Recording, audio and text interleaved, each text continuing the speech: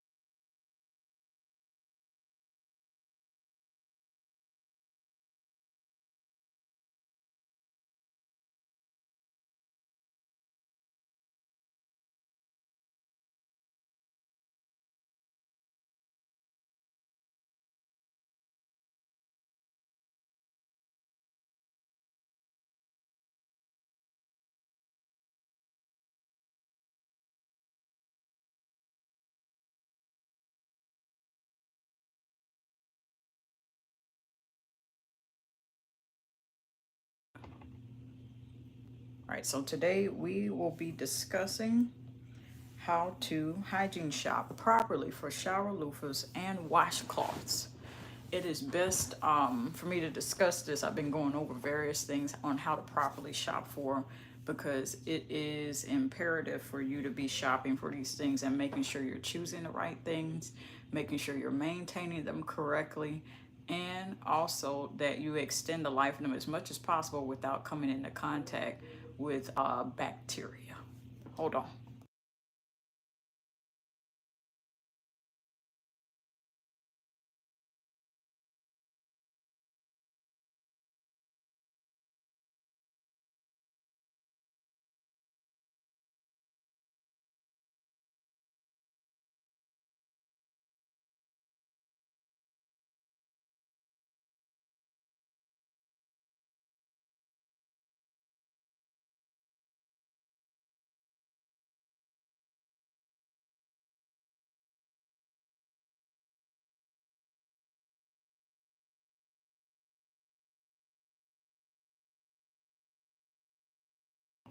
All right, so we are still going to chat here.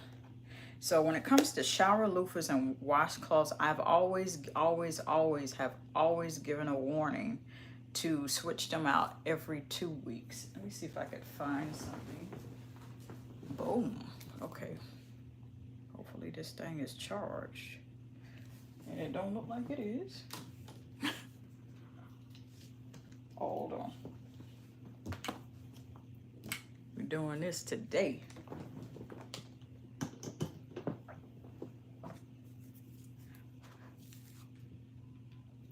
Oh, wrong one.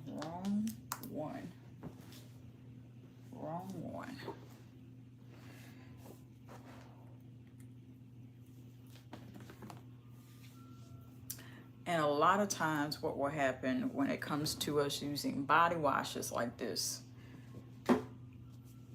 is that we'll use a shower loofah for the same area in your butt part. Then we turn around and use it in the front area, and we use it all over. So first things first, when you are shopping for shower loofahs, look for something that is infused with something like maybe charcoal, infused with something that is very healthy for your skin. Say hello if you're in here. Don't be shy.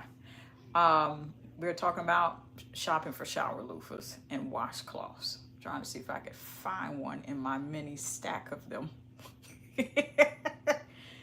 And so with shower loofahs, they house bacteria. So look for ones that are infused with, I've seen infused with charcoal. I've seen infused with uh, just charcoal. Charcoal. I think in the recent year and a half, they've gotten so obsessed with charcoal that it's not even funny. Like, it's not even funny at all. Ugh. Get the ones that are infused with something. I'm gonna tell you why. Because first of all, whatever they infuse it with, you're going to first wash that off throughout a certain number of washes. And then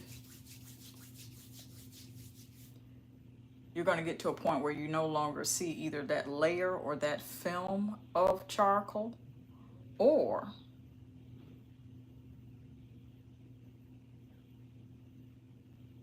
it's going to be maybe it's one shower routine out on its way out, like meaning you have to use it one more time.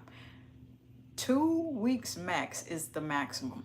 Before I learned that you needed to swap them things out, I had held on for the longest time for shower loofahs. Like, I didn't understand what was going on, and I was using it for every place in between. And I'm like, you would get irritated, and see, then I started to do research and found out that them shower loofahs they house bacteria and can cause the itchies. It could cause you to break out in a rash, everything. Anand, hello, how are you? Muhammad, is it Rihas? I think I recognize you from the other live stream. Come on in, share, like, share, subscribe. If you are new here, we talk about properly shopping for shower loofahs. So yeah. So when you get those shower loofahs, they house bacteria. When I start doing research, I immediately got disgusted. I'm like, oh my Lord, why didn't anybody tell me? Which is why I'm sharing with y'all, because you need to know. You need to know. It's very important. As soon as I learned that, I make sure I put myself on a schedule of about every 2 weeks of swapping out them shower loofahs, and I would buy them on a regular basis. That's what you're signing up for when you shop for shower loofahs. They look cute. They come in these beautiful colors and have gold ribbons throughout, which I think is kind of a waste of material, but it's for aesthetics. It's okay. They got them pink here, pink, variety of colors that you can just create a whole aesthetic in your bathroom, but they're not going to be there long unless you want to wind up having one of these doctor's visits where you're speaking to doc like, hello, doc. I have a rash that came up after showering. And here's the doctor. Well, why don't you, what were you washing with? Well, A, B, and C, I used a plain bar of soap. What are you washing with? Eventually that question is going to get there. Did you switch out the shower loofah? Doc asks. And then guess what you're going to have to say? I never changed it. What do you mean, have I changed out my shower loofah? See? Just that dramatization on its own. I have recently, probably in the past year, switched to washcloths. Washcloths, number one, it's reusable and you could throw it in the wash. Excellent. You could do a whole lot with that.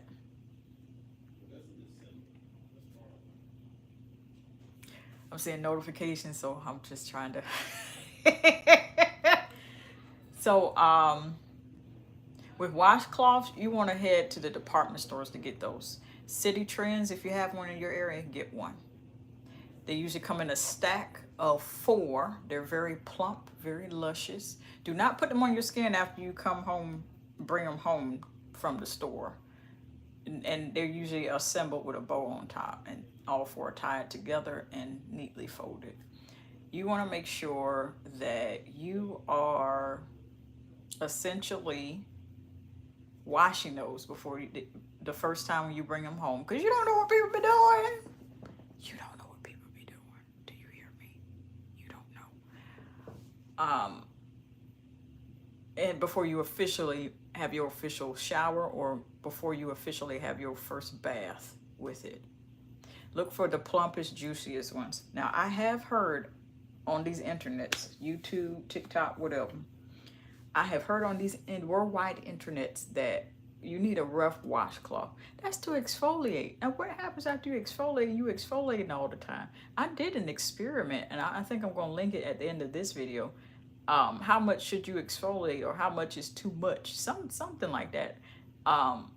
There is a point where you exfoliate so much that you begin to see your collarbones and your your ligaments and your bones and your muscle tissue. And then it's like we don't want it to get there, because then it looks like you ain't been eating, even though you've been eating good in the neighborhood. Okay? We don't need that.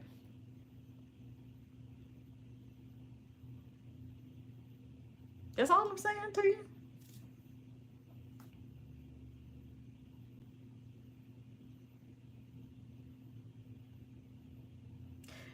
You also want to check.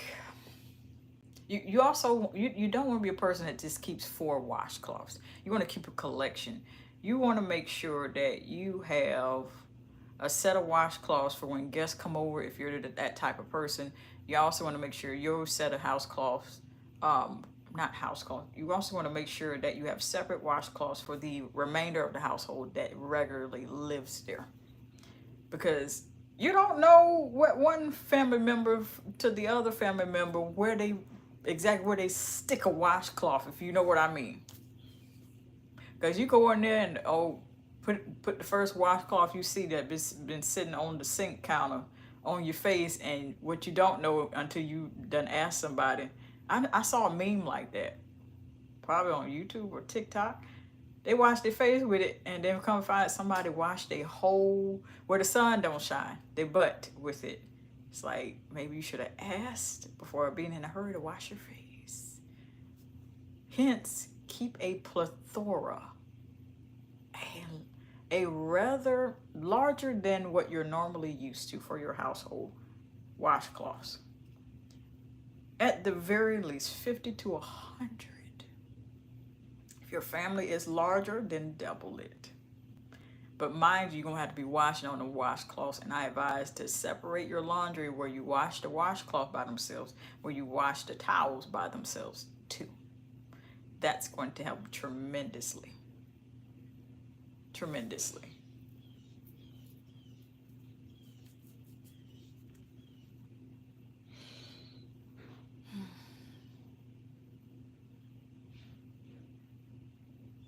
Washcloths. Now, which do I prefer out of the two? I'm going to point you to a video in which I'm going to link you to that as well at the end of this live stream, because I would be rehashing it, and that video already answers that question. So if you would like to see more content like that, I'm going to link you all to that on the community tab, as well as at the end of this one when it allows me to. I have enjoyed each and every one of you, for all that who are watching, including those that will watch the replay. And until next time.